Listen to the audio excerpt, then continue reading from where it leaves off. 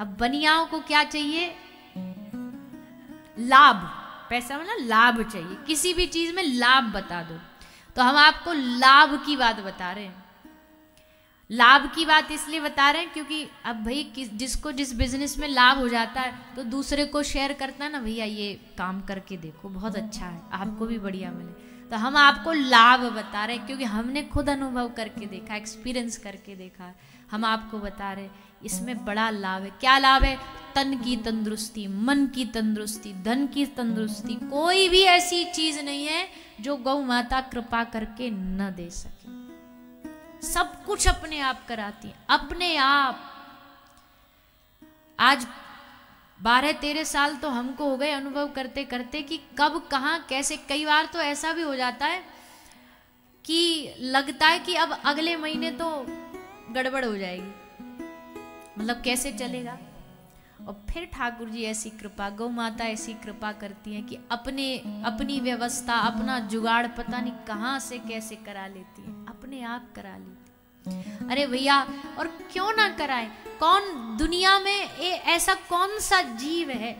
देखो, अगर हम गलती से भी किसी का मलमूत्र हमसे स्पर्श हो जाए ना, तो हम आके स्नान करेंगे, फिर व्यासपीठ पे बैठेंगे, ठीक है।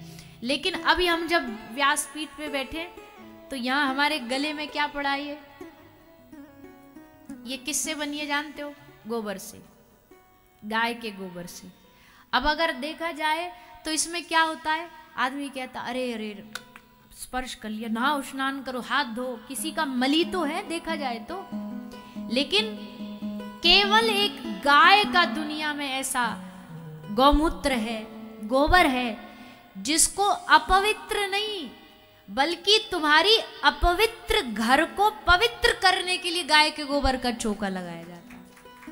अपवित्रता दूर हो जाए इसलिए घर में गाय के गोबर का चौका लीपा लगाओ और फिर वहां पूजन पधराते। है कोई दुनिया में जीव तो हमें बता दो, हो तो हमें, हमारी जानकारी में ना हो तो बताओ। हमने तो देखा नहीं कि जिसका मलमूत्र भी पूजा जाता। पूजा में कभी कभी ऐसा होता है कि कई पूजा घर की ऐसी होती है, उसमें गौर गणपति बनाते, उसमें गोबर को विराजमान करते। तो ऐसे जीव की महिमा कौन कहेगा? इसलिए हम सब बड़े भाग्यशाली। ये तो हम लोग थोड़े स्वार्थी हैं, इसलिए हमें लगता है कि अरे ना ना ना, गाय तो क्या लाभ है, क्या घर में बोझी तो है, फिर कहाँ छोड़ेंगे, क्या करेंगे। और हमको लगता है अगर थोड़ा स्वार्थ हट जाए हमारा तो तब समझ आएगा। तो या ब्रज में ठाकुर जी के अनेक स्वरूप हैं, उन स्वरूपों में एक स्वरूप है, भैया बोल दो ना एक। हम इतनी प्रयास कर रहे हैं कि नहीं आप सब जोड़ते बोलो और फिर भी तुम ढीले ढाले पड़े हो। भोजन ना मिला क्या आज? आज हमें पता भी नहीं मेन्यू में क्या है। आज तो हम पूरे सुबह से लेकर के अभी गाड़ी में रास्ता में भागे भागे 2 पराठे धरवा लाए कि हमें धरवा दो, कम से कम हमें कथा करनी है, पता चले व्याजी चक्कर खा के गिर पड़े। तो आज का मेन्यू तो आप ही जानो। खैर, एक भगवत स्वरूप है गाय। और क्या भगवत स्वरूप है ब्रज में?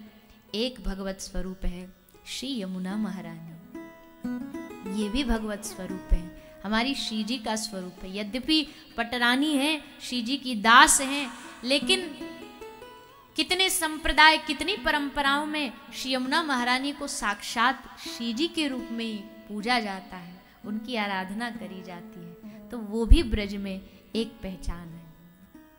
ठाकुर जी गिरिराज जी धारण करे। अब भैया घर का बच्चा कोई बड़ा काम करता है तो सबसे ज्यादा उसकी मैया गीत गाती है। अरे तुमको पता है हमारे छोरा ने PhD कर रखी है, हमारे बेटा ने ये कर रखा, हमारा बेटा बिजनेस करता है। कुछ भी काम करे सबसे ज्यादा उसका गीत मैया ही गाती है। तो यशोदा मैया ये मौका काहे को छोड़ती? मैया बोली गोपिन को गोपी हद हो गई। अरे क्या अद्भुत अद्भुत हुआ, क्या चमत्कार हुआ। लाला के भीतर पतो न कौन घुस गयो बादिन, क्या इतनो बड़ो गिरिराज जी उठा लियो। 7 दिना तक एक अंगुरिया पे है काई की हिम्मत गिरिराज जी उठाने की। गिरिराज जी धारण कर लिए और मैया सब जगह ढिंडोरा पीटती घूम रही। अब गोपी ने एक बार सुन ली, 2 बार सुन ली, 10 बार सुन ली। अब मैया तो 1000 बार भी कहे तो भी थकावट नहीं होती, पर सुनने वाले थक जाते हैं। सुनने वाले बोलते या के ढोरे एक ही काम है, जब आएगी बस अपनी बेटा की गुणगान गाएगी। तो गोपी बोली मैया बहुत सुन ली हमने, तेरे छोरा ने गिरिराज जी उठा लिए, गिरिराज जी उठा लिए, कौन बड़ी बात है, कौन से बड़ो काम कर दियो, गिरिराज जी उठा लिए तो। मैया बोली ऐसे कैसे बोल रही हो तुम, ऐसे कैसे बड़ो काम नहीं है, गिरिराज जी उठानो, इतना बड़ो पर्वत उठानो कोई बड़ो काम नहीं है का। गोपी बोली बड़ो काम है, पर साधारण लोगन के नहीं आए, कन्हैया श्याम सुंदर के निया नहीं है। क्यों? बोले जाने इतनी भारी चीज उठा ली हो बाकी ने गिरिराज जी उठाने, कोई बड़ी बात नहीं है। मैया बोली मतलब याते भारी भी कछु उठा रखो है या का लाला ने। गोपी बोली हाँ। बोले कहाँ उठा रखो है?